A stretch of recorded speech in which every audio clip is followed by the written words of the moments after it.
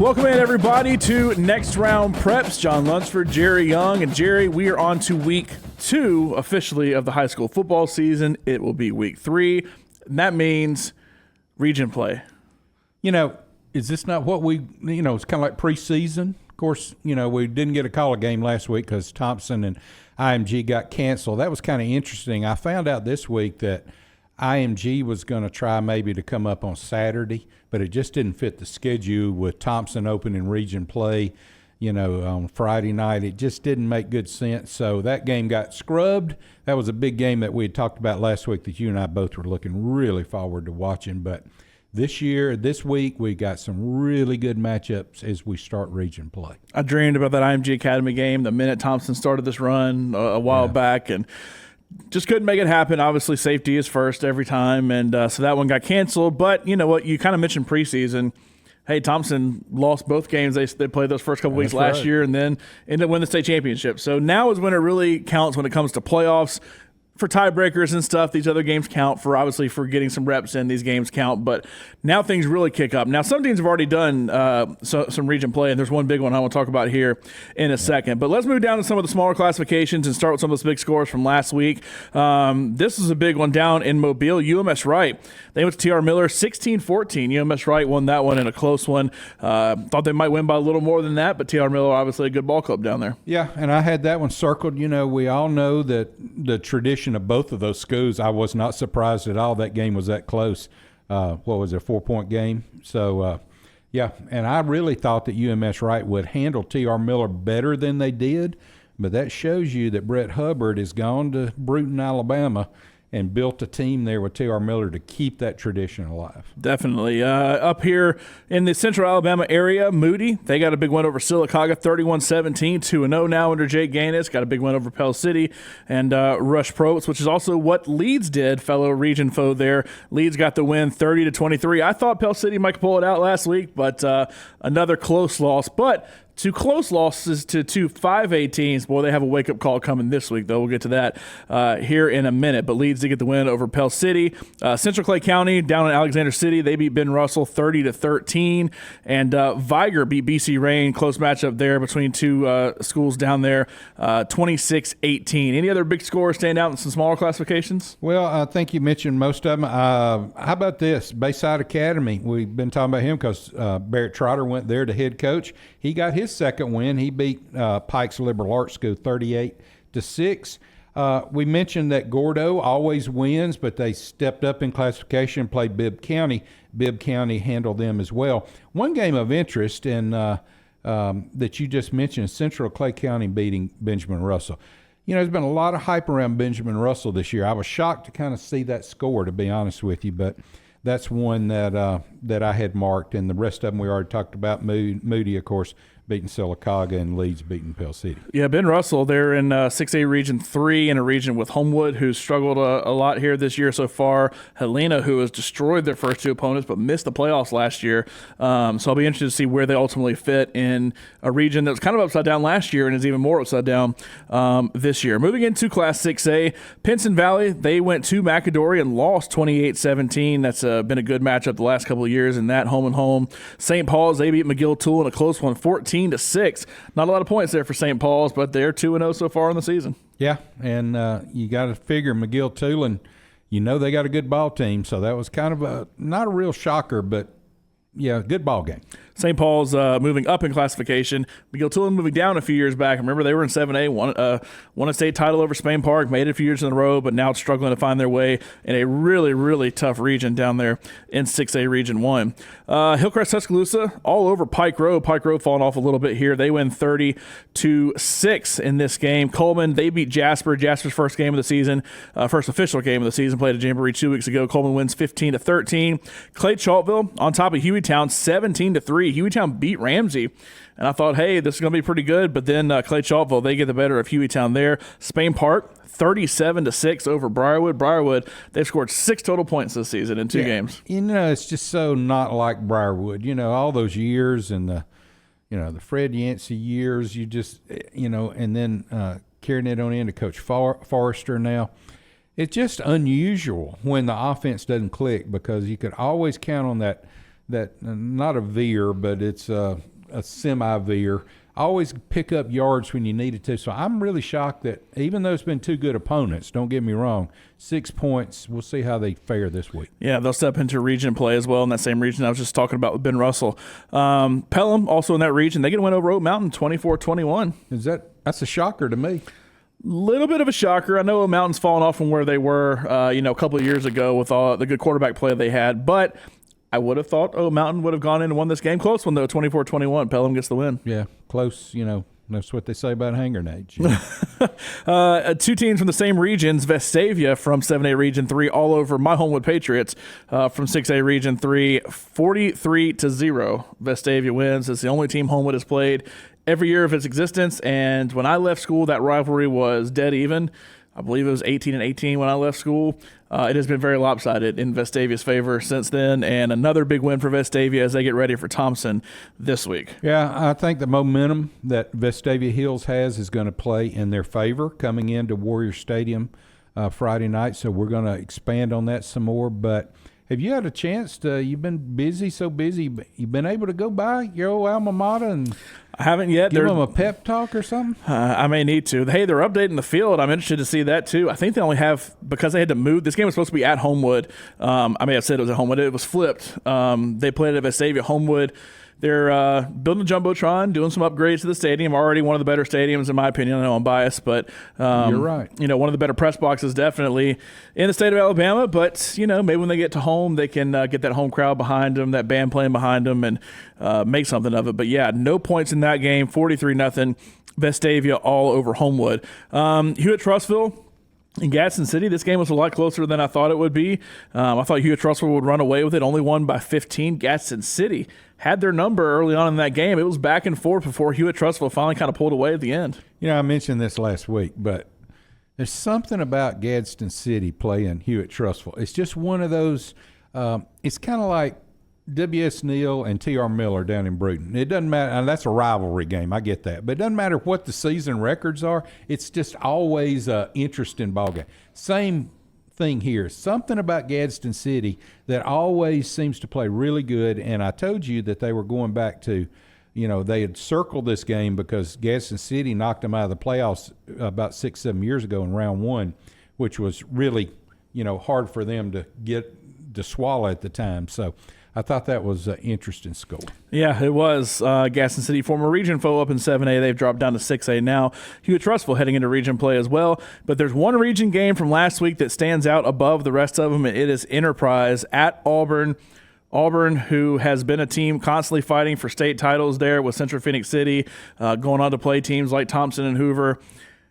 Auburn falls to Enterprise 17-16. It's a close one, but Auburn starts off 0-1 in region play. Yeah, and I'm going to tell you, there's another school we're going to talk about here in just a minute too, Dothan. Well, I'll go ahead and tell you, Dothan beat Percy Julian, which was not a surprise. But there's two schools in that region that are much better this year, Dothan and Enterprise, and obviously it showed right there with Enterprise making the run. Enterprise got another big game this week. We're going to talk about it in the next section, but just be prepared for that. When you talk about tough regions, everybody goes to 7A Region 3 because obviously you got Thompson, Hoover, Hewitt-Trussville, Vestavia, Spain Park, a lot of good schools there. But that Region 2, Opelika, Prattville, both missed last year. Both got upsets over the top teams as well. Opelika beat Central early on in region play last year when able to not turn that into a playoff bid, and Central Phoenix City ended up being the top dog there in that region like they typically are with Auburn. But Auburn starting off with a loss here. I like to go through and plug things into a formula and see what the system says is going to be the spread on it. I had Auburn 22.5. Now I know it's early. There's not a lot of it is based on last year, but that's what you expect to see from a school like Auburn. Don't feel bad. A lot of people took 22.5, I think it was, with Colorado this week. Well, so that's true. That's true. It happens. It does happen. But big win for Enterprise, and now they're a Central Phoenix City win away from not only being a top 2 seed, maybe even being region champ. We'll see what they can do this season. A couple other games I wanted to mention. Parker, they beat Ramsey 20-17. Ramsey off to a slow start. this season, losing to Parker there, but they're going to jump into region play, try to win a region championship again this year. And Mountain Brook over James Clemens, 18-13. Thought Mountain Brook might get a little bit bigger win than this. James Clemens, they beat Gardendale to start things off in a close game against Mountain Brook here in week 1. So we'll see what they can do as they get ready to take on cross-street rival Bob Jones this week up there in Madison. And, of course, the game I had highlighted and I have to write canceled next to is IMG Academy and Thompson. That hurt, didn't it? Yeah, hate that we couldn't see that one. But that's kind of a run-through of last week. But this is the week that things really, really, really get going. And I'm so ready for region play. I don't know about you. I am too. One game that I just wanted to mention in Region 3, Tuscaloosa County handled Bessemer City without any problem, which we knew they would, but that's not a region game, of course. But it's just to let you know that Tuscaloosa County hung 55 on Bessemer, which shows you that got some offense coming out of there. Yeah, Bessemer City's fallen off a little bit, but Tuscaloosa County, I know Adam Weingarten's coming in trying to turn that team into something. And, you know, it's another 7A Region 3 team. I mean, it wouldn't totally shock me. I'm not saying County's going to make the playoffs even necessarily, much less do anything else. But, you know, if you're looking at a Spain Park team who's going to come on up, they've won both their games by, I think they've put up 50 plus in both those games. Tuscaloosa County getting slowly but surely better. Obviously, Vestavia now trying to make the playoffs now, which they did last year, but try to win the region title, try to beat Thompson this week. I mean, you got a lot of tough teams there in 7A Region 3, and it all starts this week of region play. It does. When we come back, I'm going to tell you about a new sponsor we got. Looking forward to telling you about them. I always we appreciate what they do to sponsor the show for high school sports. Yeah, thanks so much to all of our great sponsors here on Next Round Preps. And, of course, the next round. Also, we have our Milo's Player of the Week coming up. I'll get to that when we get back. Plus, we'll look ahead to week 2, but it's week 3. I hate having to say that. I wish they would just change it. But technically, week 2 is when region play is going to start for everybody. We'll have all that when we get back right here on Next Round Preps.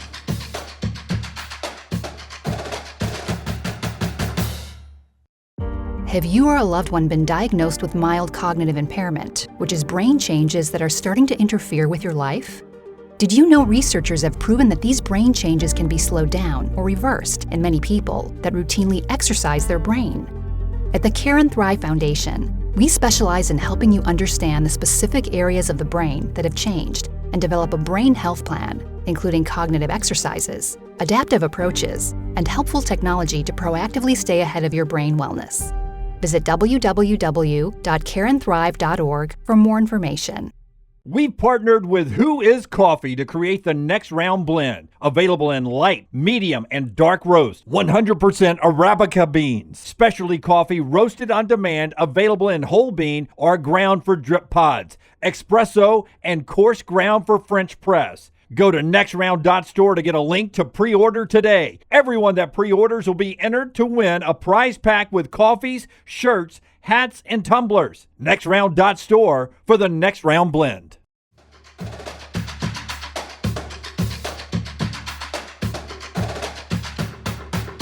And welcome back into Next Round Preps. We're moving on to week 2, which will be the first week of region play for most teams. We mentioned a couple of region games, like that big Enterprise upset over Auburn in week 1. But week 2 will be the official start of region play. But first, Jerry, we have a great new sponsor this year. We do, and it's Shepherd Equipment and Disposal. I'm going to tell you about these guys. You know, I started to cut a commercial, let it play, and I just, there's so much about them that it's hard to kind of cram it into that 30-second just right. So Shepherd Equipment and Disposal, they do several things, okay? They have dumpster rentals. They also do services, like if you need a deck torn down or an old shed out back torn down, they can come in, they do that. All the demolition that they do, though, is outdoor, so they're not going to come into your house and demo anything. But if you got a project, you got land, you need it cleared especially, they have all the equipment to do that. They also rent dumpsters, 15 and 20-yard dumpsters, which is kind of interesting. They can drop one off in your driveway. If you've got a project going on, you need a dumpster, throw it in there. They'll come pick it up, and, of course, and they'll dump it for you. So you can call them at 205-704-0408, or you can go to shepherdequipment.com, and it's spelled SHEPHERD, shepherdequipment.com. call them today. Go to their website. You'll see all the services there, and just really great folks, John. You know, sometimes you just click with some companies. These people are just top-notch people. Yeah, you definitely want those people you can call on. They'll be there and do things the right way. Thanks to Shepherd Equipment for helping us with everything here on Next Round Preps. Also, a great new sponsor here on the show is Milo's, and we are going to start highlighting one player every single week, our Milo's Player of the Week. And this week, a little bit different. It's usually, okay, who had 500 yards rushing, who threw for, 10 touchdowns in a game, some crazy stat, which in high school football happens every week. There's some game that's 80-0 and has some crazy stat line. But this week I wanted to do something a little different for the first one of the season. So there's a school, we've done scoreboard shows for a long time. There's a school who we have read off loss after loss after loss after loss for this school. And finally, Barber County High School this week, they got their first on-the-field win since October 18th, 2013. It's been 10 years since they've had a win, and congrats to head coach Derek Levitt for getting that big win here in his first game at Barber County. So I'm going to make the player of the week Kylan McLeod, quarterback from Barber County, throwing a 12-yard touchdown pass with 49 seconds left to give them the win, 12-6 over Calhoun this past weekend. So congrats to Barber County on breaking that losing streak, getting in the win column, starting things on the uptick this year there at Barber County. But we got a lot of great players to highlight over this entire season, and so we'll have that there for the Milo's Player of the Week. Thanks so much to Milo's for sponsoring that. But when I saw that headline come through, I remember it was kind of a foregone conclusion. You just said, okay, what was the score this week? We know it's a loss, and super long streak. Love to see that. I believe it reached 85 games in a row. We had some forfeits with COVID in there in 2020 to add to that. But on the field, it was 78. But total 85 games in a row they had lost. So congrats to them getting in the win column. Yep, they'll be eating extra sauce on their cheeseburger tonight. They definitely will. All right, let's move on to week 2. And there's one game I got at the bottom here. I kind of do it, from top to bottom in classification. But there's one that stood out, and you've mentioned it multiple times. That is Bayside Academy with head coach Barrett Trotter. They are traveling to St. Michael and taking on head coach Phillip Rivers. You talk about a nice quarterback matchup that aren't going to be on the field. That's a nice little quarterback matchup there between those two schools. Yeah, it is, and I'm looking forward to seeing, no secret. I remember Barrett, his family and I have been friends for a long time, and remember Barrett when he was just a little kid. I remember we were at a steak place that had a little rail in front of it, and he was like 11 or 12 years old, and it was time to go in and eat.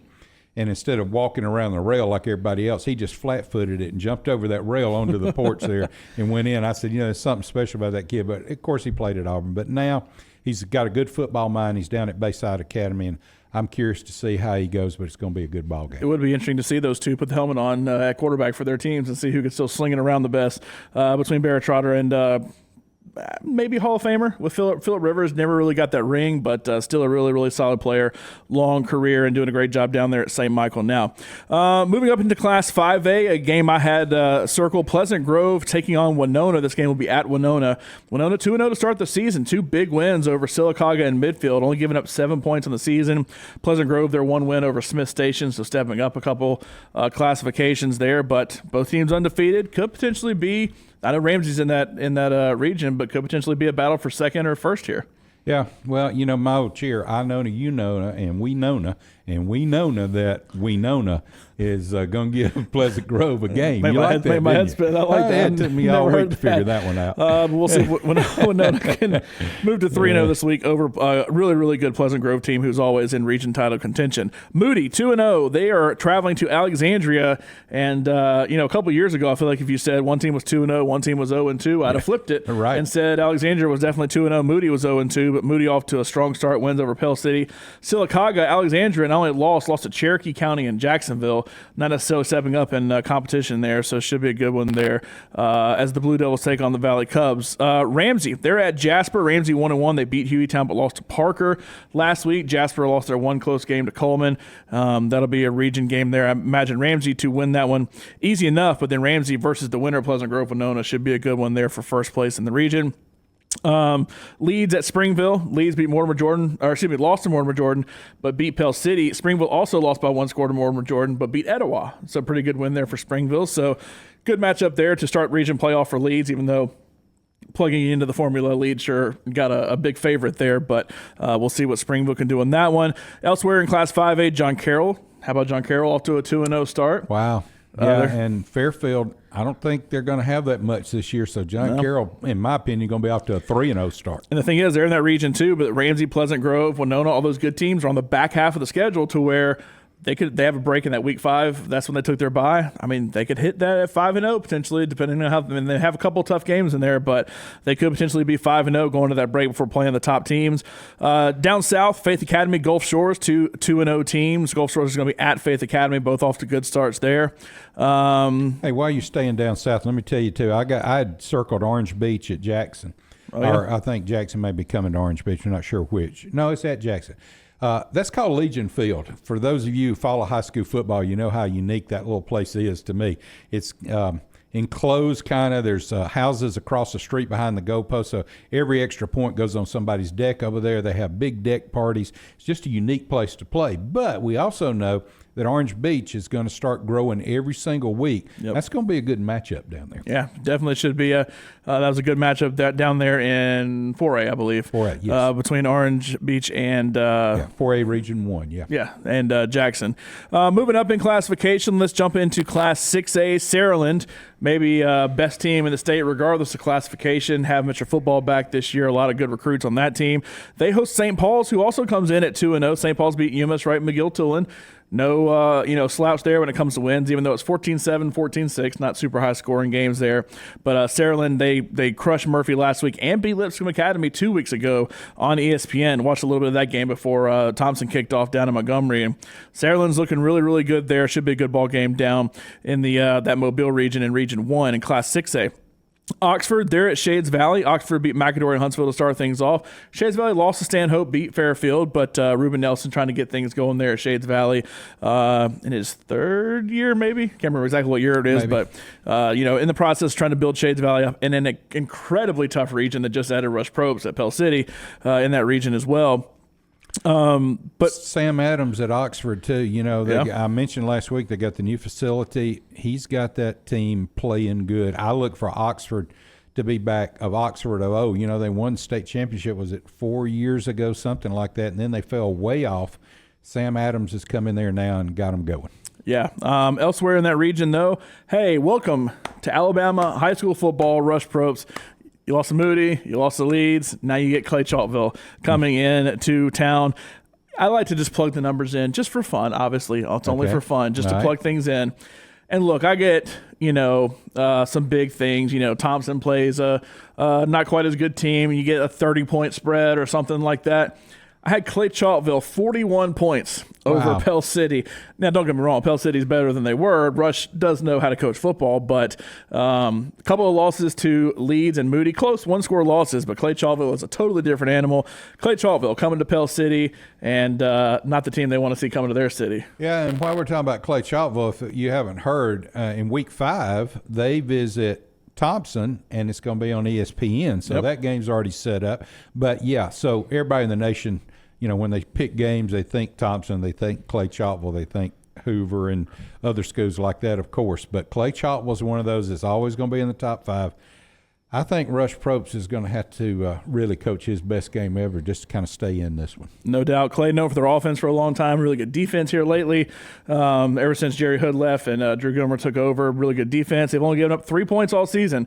Briarwood and Hueytown, 2 teams that, in the last 10, 20 years are competing for state titles. I know they've fallen off a little bit here lately, but only giving up 3 points to those 2 schools, so it should be a good game to watch right there. It'll be interesting to watch that one. Another game that I'm very interested in, Helena 2-0. They have dominated their opponents. They beat Chelsea and Buckhorn. Rough start, though, for Homewood, losing to John Carroll and Vestavia. This game I think it's scheduled to be at Homewood. I'm not sure if they got to move this one or not, but I have Helena as a slight favorite. I think it's going to be much bigger favorite. If I had to personally guess, Helena has looked good this season. Yeah, they have. And, Homewood, rough start is not really accurate. Vestavia, when you move up in class, play Vestavia, I think they're ranked 3rd, 4th in the state. You're not – that's one of those learning games. So I don't look at it as 0-2 as much as it's 0-1 and a major learning experience. So we know that Homewood is good. We know that they are well coached. We know that they have rough starts sometimes and come back. This could be one of those where everybody's sitting there saying, yeah, Helena, Helena, Helena, and Homewood could sneak right in the back door and hammer them. You know, my senior year, we went 14-1, won the state championship. That one was Vestavia. I wish I could have been like 14-0 with a learning experience instead. Right. Except it was the last game of the season. I lost to them, so that's a little bit of a different story. But it'll be interesting to see what happens there, Helena and Homewood. Gardendale and Mortimer Jordan, bit of an interesting game there. Gardendale lost a close one to James Clemens, lost a close one to North Gwinnett out of Georgia. Mortimer Jordan beat Leeds close. They beat Springville close.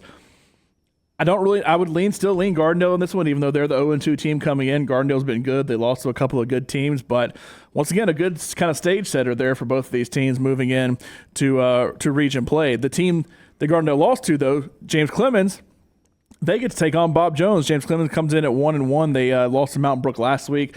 Not a bad loss. They lost by 5 to Mountain Brook, who's one of the better teams in 6A. Bob Jones, though, lost to Muscle Shoals and Athens, pretty good. And that Battle of Madison there, start things off in Region 4. Good matchup. Yeah, and I've called that game before in my career, and I'm going to tell you, it's a spectacle. They shoot fireworks off at the end of the game.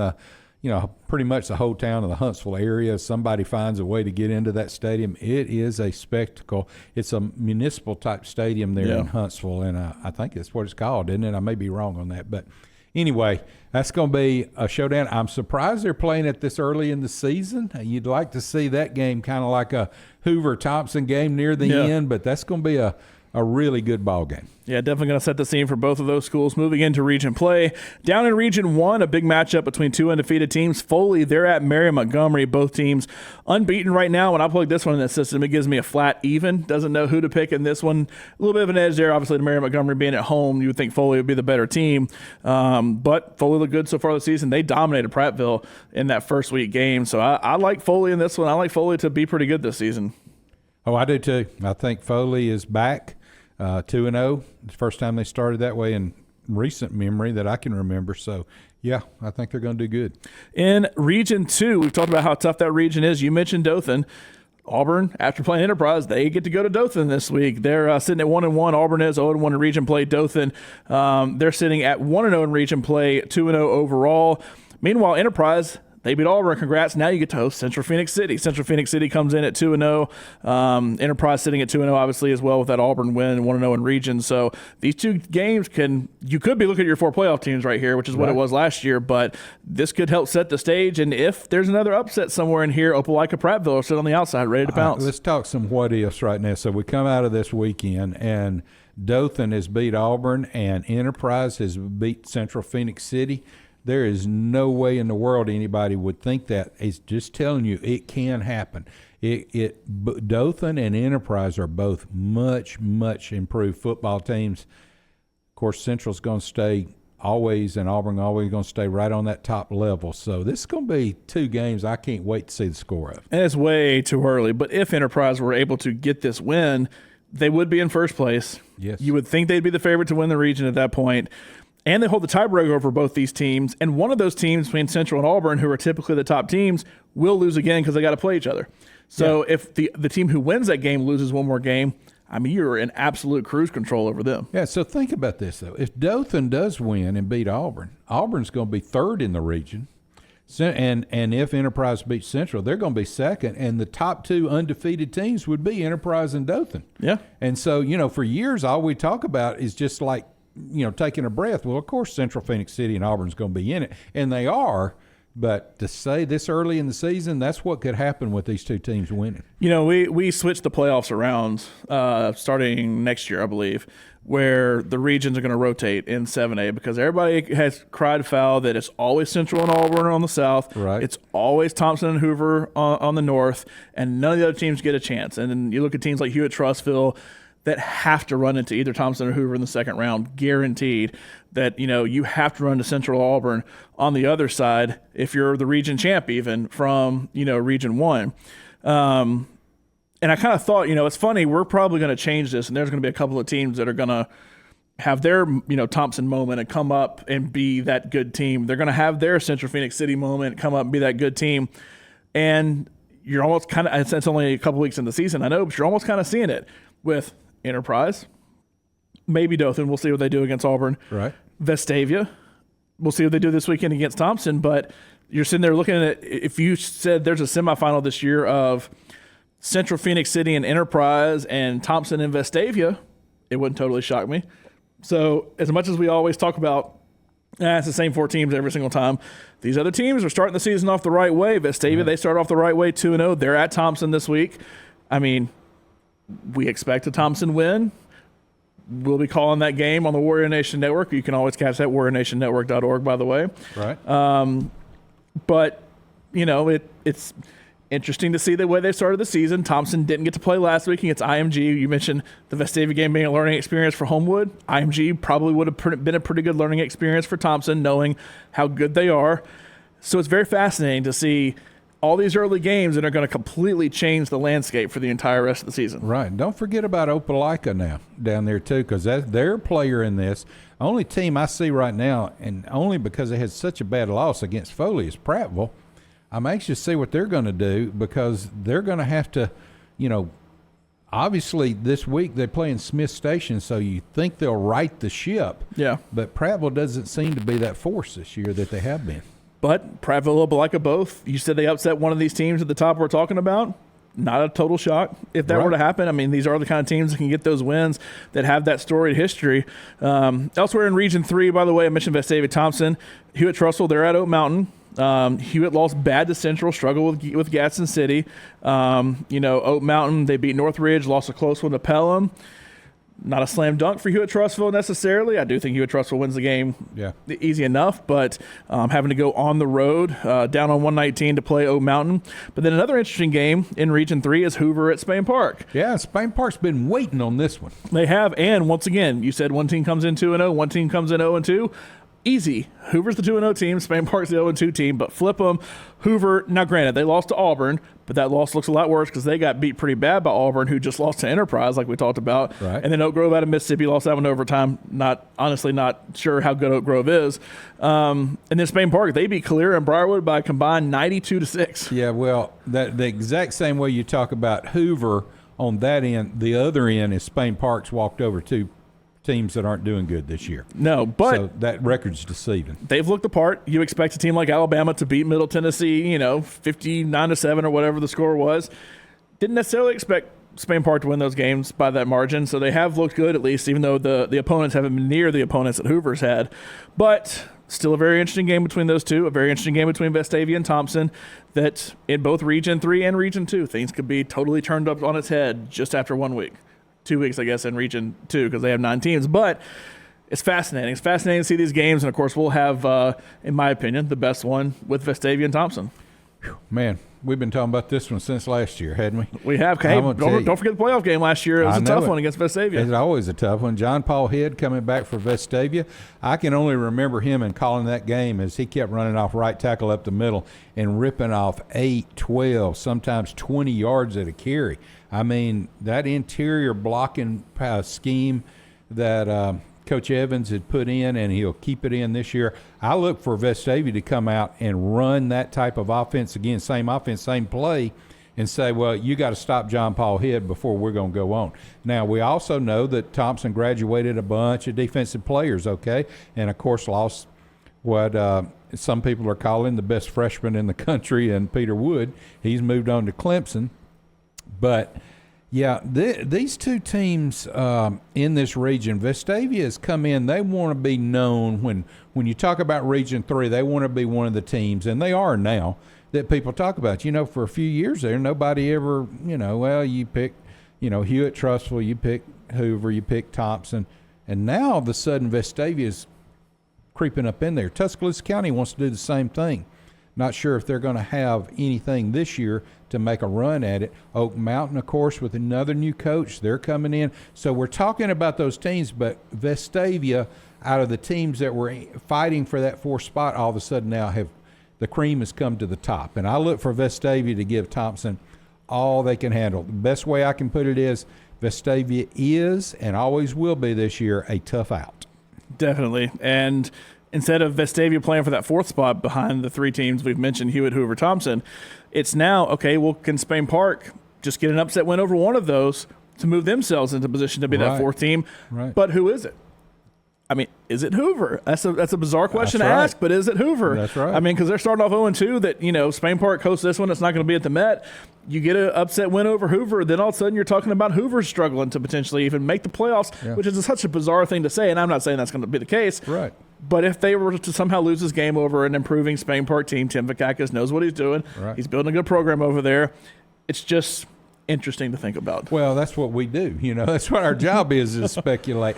Going back to the Thompson game, though, Thompson, the first game against Opelika, Trent Seaborn got off to a slow start the first half, really. But then all of a sudden he zeroed in. So I think Trent settled down now. I think Trent's going to come out on target.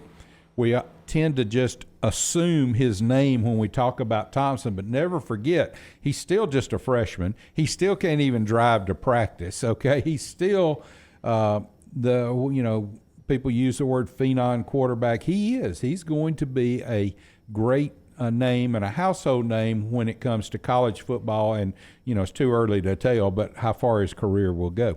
So I think Trent Seaborn could be the difference maker in this game.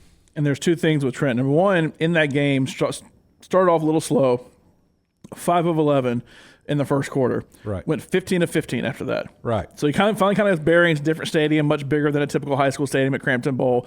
Got his bearings, 15 of 15, played flawless after that. Yeah. Also, let's not forget that should anything happen to Trent, should he, get injured, should he be having an off game, oh, by the way, Zach Sims is still there, the guy who was the starter, last year for most of the season, and came in. He did play a little bit in that Opelika game. That's right. That there's still talent there. Well, They're still and hanging also out. he's a senior, so you don't. It's like usually you have the senior, and then hey, the backup guy. You may have a really good 9th or 10th grader back there, but no, just the opposite. So yeah, if something does happen like that, and Zach can put the ball on the money. He's a great runner. So yeah, this is just going to be a great ball game. And for me, when it comes to Vestavia, I played in the buddy ball days. Right. It was always in the trenches. They always had talent, no matter what. It wasn't any big fancy recruits or anything. They always had talent in the trenches. And that's the one thing that Thompson graduated a lot of players. You mentioned Peter Woods on defense. They graduated Stan Ramil and a host of offensive linemen as well. That's the one thing I noticed for Thompson, that there's all the skill players are all still there. But that's the one thing that I noticed in Vestavia. That's always a tough out for Vestavia. And I know Buddy Anderson's not there anymore. I'm used to the old buddy ball days. But, I cannot wait for this game. Should be a good win and could potentially set the stage for one of those to continue to make a run. We expect it with Thompson, but could even potentially happen with Vestavia. But where can you watch it if you want? Yeah, wanted you to want to watch it at warriornationnetwork.org. Of course, it's on the NFHS Network platform, so if you have a subscription, you just click watch there. If you don't, folks, subscriptions, you can buy one there at warriornationnetwork.org. They're like $69 for the whole year. You get to all these teams we talk about. Hey, they're on there every Friday night. So if you want to switch back and forth, I know people that set up 2 and 3 computers and TVs, and they get, just like on Saturday, they watch their favorite game. The other thing you can do, you get the mobile app, not as to give such a commercial to NFHS Network, but you get the mobile app, and if you're at the Hoover game, you can watch the Thompson game sitting in your seat. So that's one of the big pluses for me. So warriornationnetwork.org. John will be bringing you all the analysts. I'll be doing the play-by-play, and we'll have a good time. Yeah, should be fun. Thompson taking on Vestavia. That's the game we'll be at. A lot of big games we mentioned. We'll have it all for you next week right here on Next Round Preps.